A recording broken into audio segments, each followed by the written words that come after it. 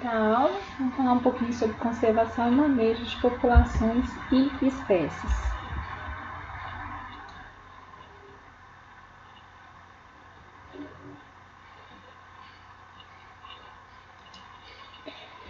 Existem várias espécies, como a gente sabe, que estão em declínio. A pergunta que se faz é: essas espécies ameaçadas em declínio, elas podem manter-se nas reservas naturais?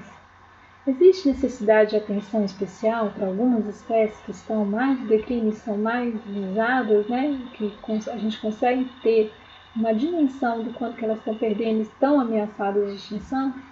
Então, estabelecer comunidades nas quais essas espécies vivem em áreas protegidas, às vezes pode não ser suficiente para evitar o declínio e extinção atual. Existem várias espécies ameaçadas que só hoje manter, às vezes, as áreas que ainda existem não vai ser suficiente para manter as suas populações e, com isso, manter ela ao longo do tempo. Então, várias espécies estão em declínio, já declaradas como ameaçadas. Muitas delas são carismáticas, isso é, tem um apelo social, Quando você olha para o mico-leão dourado, existe um apelo, as pessoas gostam de ver um bicho bonito, então elas se identificam com isso, como o lobo-guará. E existem também aquelas espécies que então podem ser símbolo ou atração turística, e isso facilita a gente trabalhar com a conservação delas, como aqui o mico-leão dourado, o lobo-guará e o pau-brasil. E aí a gente consegue até fazer, criar parques para manter essas espécies, tanto nacionais como estaduais, regionais, com santuários de vida selvagem.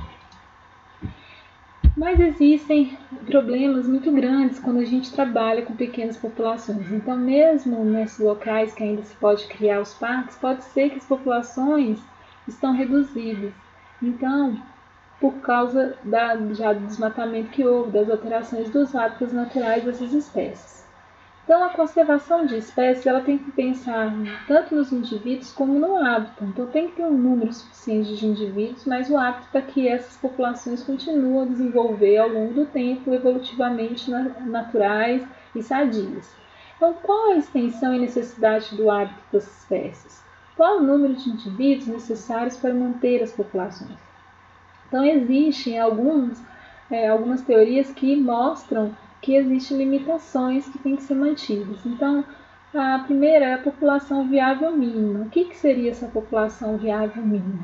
Seria a menor população isolada que contém 99% de chance de continuar existindo por 1000 anos, a despeito dos efeitos previsíveis de aleatoriedade genética, ambiental e demográfica e de catástrofes naturais. Então, essa população viável mínima mostra o número mínimo que tem que ter de indivíduos de uma população para que ela permaneça pelo menos durante 1000 anos. Então, existem alguns cálculos que mostram para vertebrados esse número é de 500 a 1000 indivíduos para que possa manter a variabilidade genética, e de invertebrados e plantas acima de 10.000 indivíduos. Então, isso varia muito entre espécies.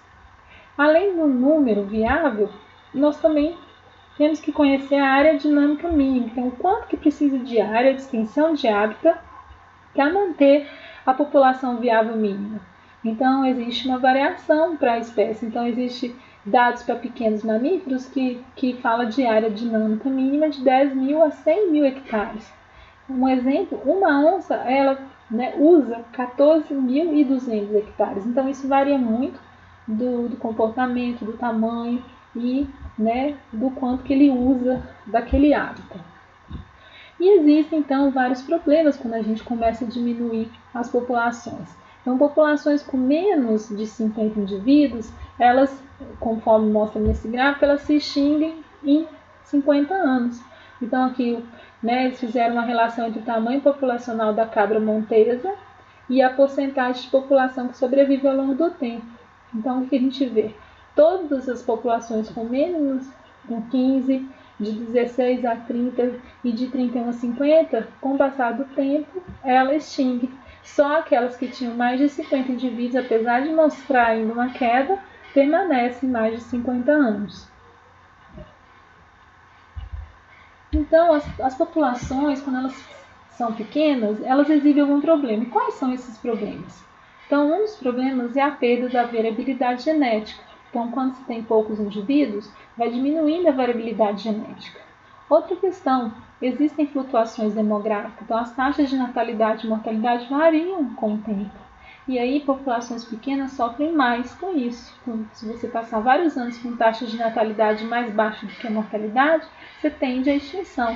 E a mesma coisa, populações pequenas, elas estão, sujeitas a flutuações ambientais como as outras populações. E às vezes por alguma catástrofe ou uma questão de doença, de predação demais, de competição demais, essa população fica muito susceptível à extinção. Então, dentro dos problemas que existem com a perda da variabilidade genética, nós temos a deriva genética. O que é? Quando você tem poucos indivíduos, alguns alelos que já são de baixa frequência, eles tendem a desaparecer, podem se perder, ficar à deriva. Então, porque conforme tem poucos indivíduos, o acasalamento entre eles é maior e aí a genética vai ficando muito próxima entre eles. E aí pode existir até a perda de alguns alelos da população normal. Então você começa a ter uma população diferente geneticamente da normal, por isso que é chamado de deriva, como se tivesse um barco, a deriva. Então você vai afastando do normal da espécie. O fluxo gênico é a única forma de amenizar esses efeitos da deriva genética quando você tem um número pequeno de indivíduos. Isso é, possibilitar a entrada de novos genes por migração e também por mutação. Isso faz com que esses efeitos comecem a ficar menores. Existe também a chamada depressão endogâmica. O que é a endogamia? É que quando mais número de indivíduos vai ficando menor, mais aparentados são os indivíduos. E aí, você tem acasalamento entre parentes, você tem também problemas genéticos que começam a aparecer e diminuição da variabilidade genética. Existe também a depressão exogâmica, que seria a reprodução entre espécies diferentes, mas que tem ainda que mantém alguma interação, isso é, espécies do mesmo gênero de planta. Então você começa a introduzir genes que também não são mais importantes para a evolução e começa a ter problema nas espécies. Perda de flexibilidade evolucionária. O que é? Com a forma de diminuição da variabilidade genética, alguns alelos raros eles podem sumir e eles poderiam ser importantes para ter essa flexibilidade que, se o ambiente mudar, ser selecionado. Então, conforme vai diminuindo a variabilidade, menor sua flexibilidade evolutiva.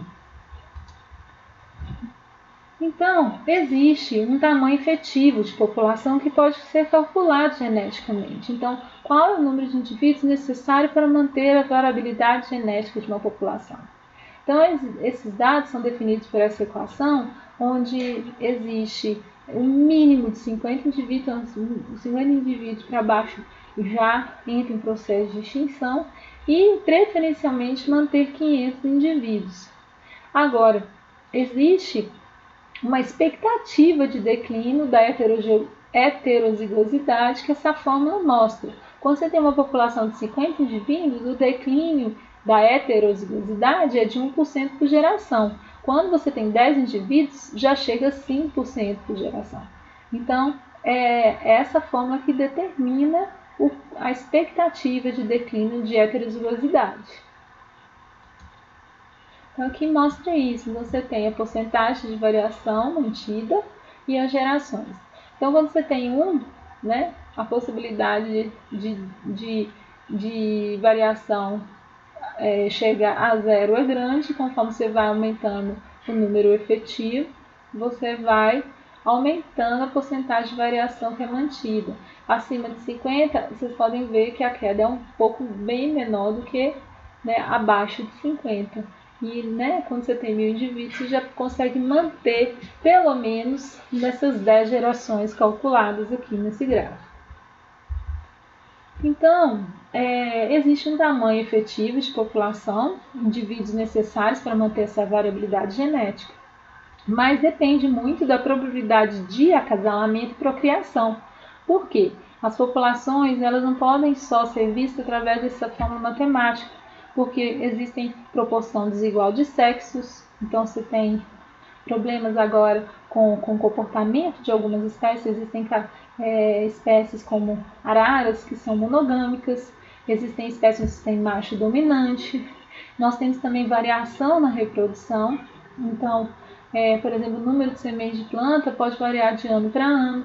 Você tem flutuações de populações e efeito bottleneck, que é o que? O gargalo de garrafa, eu vou explicar para vocês nessa figura, que está ligado também ao chamado efeito fundador. Então, o que é isso? Então, aqui mostra o que é esse bottleneck. Você tem, nessa primeira garrafa, uma população onde máxima proporção igual de amarelos e azuis, então mostrando que são genes diferentes. Quando você tem algum efeito de diminuição da população, né, então uma catástrofe, uma variação demográfica ou até mesmo genética, né, de acasalamento, você tem uma redução drástica da população, né? Então a população que era grande, ela começa a ficar pouca. E aí essa população que foi reduzida, ela por aleatoriedade tem uma população mais azul do que com genes amarelos. Então a próxima geração vai ser diferente. Né? Então você tem aqui o efeito chamado Walley, né? Que a partir do momento que a população é diferente daquela original, você vai transformar a frequência genética das próximas gerações. Então, esses são todos os problemas genéticos, mas também nós temos problemas demográficos. Por quê? Além da variação genética, tem a variação demográfica, porque a população ela não é sempre estável, ela gira em torno da capacidade de suporte do ambiente, mas ela só é estável quando a taxa de mortalidade é igual à taxa de natalidade. E quando a gente tem populações de 50 indivíduos ou menos, existe muita flutuação e o efeito Walley, onde, né, a população ela se torna muito dispersa. E o que acontece? Quando você tem poucos indivíduos, fica a dificuldade dos animais encontrarem os parceiros, os bandos reduzidos, dificuldade na caça e proteção, plantas que não são visitadas polinizadas, então tem dificuldade de encontrar os parceiros. Então você tem uma variação demográfica, uma taxa de reprodução diferente e a de mortalidade às vezes se mantém. Nós temos também variação ambiental e catástrofe. Nem sempre o ambiente está sempre favorável, então existem flutuações nas populações relacionadas com essas variações do ambiente. Por exemplo, pode ter um ano de muita competição, de predação, de parasitismo. Pode ter um ano de flutuações no ambiente, onde você tem chuva, crescimento de plantas diferenciado. E aí faz com que reduza o tamanho da população. Então, como ela já é uma população pequena, quanto menor ela se torna, mais vulnerável ela fica. Então, nós temos praticamente essas três variações: a genética, a ambiental e a demográfica, que impedem com que pequenas populações tenham sucesso ao longo do tempo. Então, por isso que elas caminham para a extinção.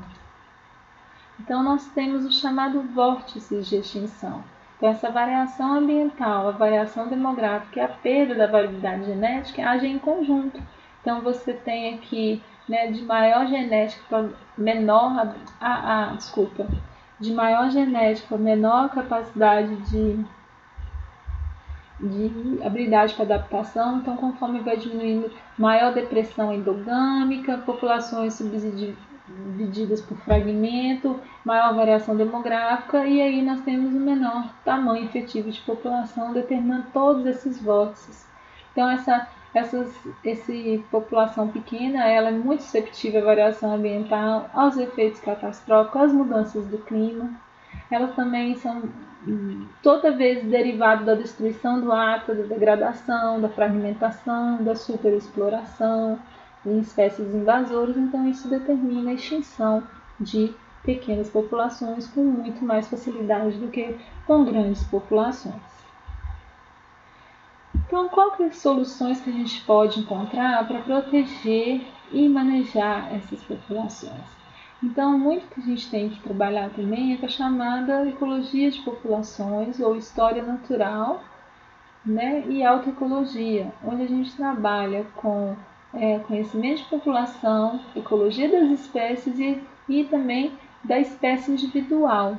Então, para isso, a gente tem que entender qual é o ambiente, a distribuição, as interações bióticas, a morfologia, fisiologia, demografia, comportamento genético que as espécies apresentam. Por isso que é tão importante, né, esses estudos que são feitos com espécies, com populações. Então, essas coletas dessas informações podem determinar a solução para proteger e manejar.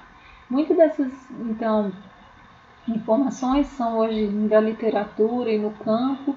Pode-se fazer monitoramento das populações através de inventários, levantamentos e estudos demográficos. E aí a gente tem como trabalhar com a análise da viabilidade da população.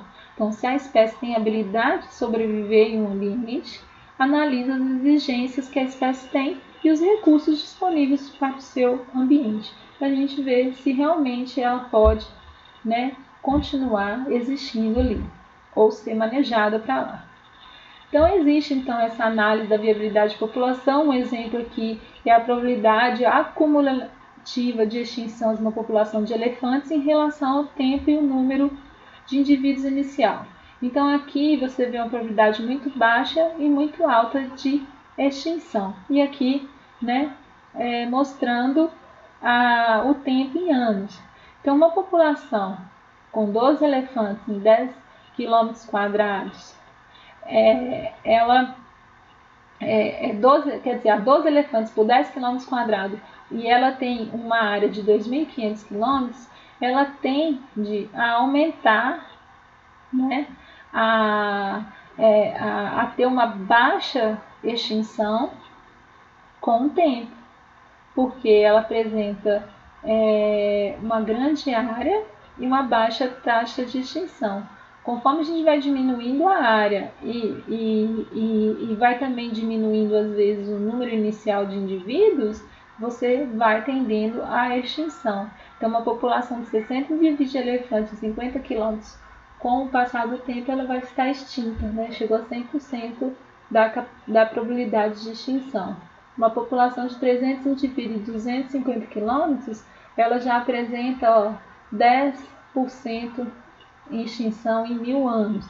Então, a gente consegue, através dessas análises, determinar qual o tamanho mínimo, o número de indivíduos mínimos, para que haja viabilidade ao longo do tempo dessa população persistir. E existem vários tipos, né, de conservação e programas para auxiliar a conservação de espécies. Então, o que a gente chama de estabelecimento de novas populações. Então, tem 3 programas que manejam essas populações. Um é chamado de reintrodução, onde você cria, você coloca, né, reintroduz uma nova população no ambiente que ela já existiu, isso historicamente ela ocorria, então ela não ocorre mais problemas de desmatamento ou de caça, o que seja, você coloca a população de novo, então você reintroduz. Você tem os programas de acréscimo, que é aumentar o número de indivíduos das populações que já existem. Um exemplo deles é o Projeto AMAR, que auxilia aumento, né, diminui a taxa de mortalidade ali nos estágios iniciais de vida, para que haja mais indivíduos entrando na população e com isso melhora, né, diminui as taxas de extinção. E os chamados programas de introdução, que é estabelecer novas populações em áreas diferentes daquelas que elas historicamente estiveram. Então, existem vários cuidados que tem que se tomar, que é não danificar o ecossistema, principalmente com programas de introdução, não prejudicar outras espécies e a transmissão de doenças. Então, a introdução sempre é problemática quando não se toma esses cuidados. E qual que é, né, se a gente tem que pensar em conservação, a gente sabe muito bem que a melhor estratégia de conservação é in situ, isso é, parques, reservas, é a população no ambiente dela, né, com todos os processos evolutivos, né. A conservação ela ex situ, fora do ambiente natural, ela é indicada quando se tem problemas com pequenas populações ou os indivíduos remanescentes estão fora da área de proteção, para espécies desconhecidas e espécies com grande exigência de espaço, isso é, os grandes vertebrados. Então, a gente pode ter também conservação ex situ. E o ideal é ter sempre a combinação de in situ e ex situ, isso é, ter as populações no ambiente natural e alguns indivíduos que possam ser manejados para auxiliar essas populações naturais. Isso leva, então, ao manejo e monitoramento de espécies raras e ameaçadas em pequenas áreas de preservação. Então, o jardim zoológico, né, ele é um tipo de conservação ex situ. Apesar da gente, às vezes não entender esses ambientes como isso, mas o principal objetivo de um zoológico é a conservação ex situ. Então, estabelecer populações de criação de animais raros e ameaçados em cativeiro. Só que os problemas é que a gente tem uma grande limitação para vários grupos, como insetos e outros invertebrados que não estão nesses ambientes. Mas os principais objetivos é a produção de populações que possam ser manejadas e mantidas em ambiente fora do natural. Também tem um grande objetivo de educação ambiental, e permite a melhoria do conhecimento nosso sobre o comportamento desses animais.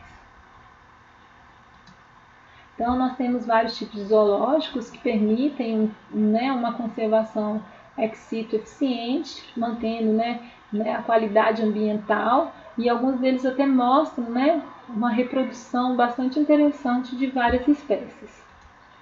Outro tipo de conservação ex situ são os aquários, que auxilia muito para trabalhos de peixes, mamíferos marinhos e recifes de corais, e exibe também um conhecimento sobre técnicas de criação de espécies raras para serem liberadas no ambiente natural para que indivíduos selvagens não sejam retirados. Então, a gente tem esses aquários também como aliado para o conhecimento, para a pesquisa, para a reprodução e para a educação ambiental. Então, nós temos vários aquários, principalmente que mantém uma diversidade grande de peixes, mamíferos e permite também com que as pessoas tenham maior conhecimento sobre esses organismos e, com isso, voltar a atenção para a conservação das espécies. Para as plantas, existem os jardins botânicos e arboretos, que têm também uma grande contribuição para a conservação, porque são coleções vivas de plantas, produzem indivíduos, então reproduz. Também a gente tem a conservação não é conservação, mas manutenção de essicatas, que são retratos, são nossos vouchers dessas espécies, informações sobre distribuição e hábitat. E o nosso maior problema é que a gente tem muito mais diversidade nos ambientes tropicais, mas quase os grandes jardins botânicos estão nas zonas temperadas.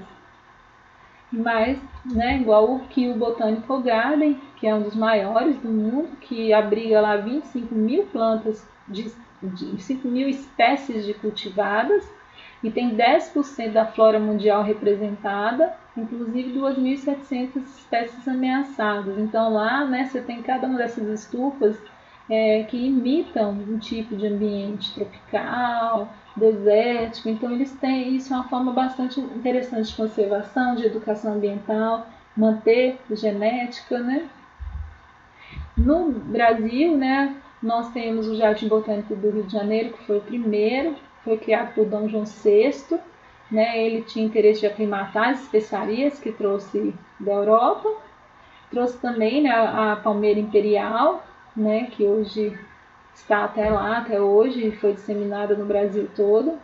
E hoje é um dos locais onde se mais trabalha com a conservação de espécies nativas e é onde mostra trabalhos como o Livro Vermelho da Flora do Brasil, com 2.180 espécies já ameaçadas. Mas tem outros, como o Jardim Botânico Adolfo Duque, que é lá em Manaus, e preserva todas as características e auxilia na conservação e no conhecimento da floresta amazônica. né? Um grande aliado também para a educação ambiental.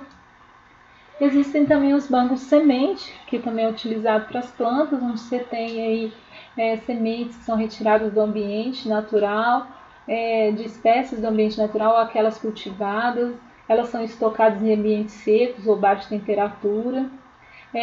Como tem muitas espécies que perdem a germinabilidade, nós temos também, né, a conservação de germoplasma. Então, porque não se dá para conservar as espécies com sementes. E como as sementes recalcitrantes, né, que não suportam baixa temperatura e não possuem dormência. E muito importante não só para a conservação, mas até para a conservação de variedades da agricultura, porque muitas dessas variedades locais elas foram abandonadas, né, com o aumento da produção, mas elas são muito importantes para resgatar a genética, né, e problemas que podem vir a ter espécies que são importantes para a alimentação humana. Então aqui mostra, né, a Embrapa, né, é um dos maiores bancos de sementes que fica na Embrapa, aqui banco de germoplasma, mas nós temos também o banco de sementes e estruturas até bem desenvolvidas que armazenam até em criogênese espécies importantes do Brasil e para a conservação de espécies. Toda essa parte, gente, está dentro do livro Biologia da Conservação e eu estou colocando para vocês disponíveis, que eu achei um xerox dele no próprio internet, às vezes vocês até têm, mas é um capítulo bastante interessante que fala disso. Então, aí vocês anotem as dúvidas, porque nós vamos marcar, né, um dia para a gente poder tirar essas dúvidas e conversar sobre todas essas aulas. Tá bom?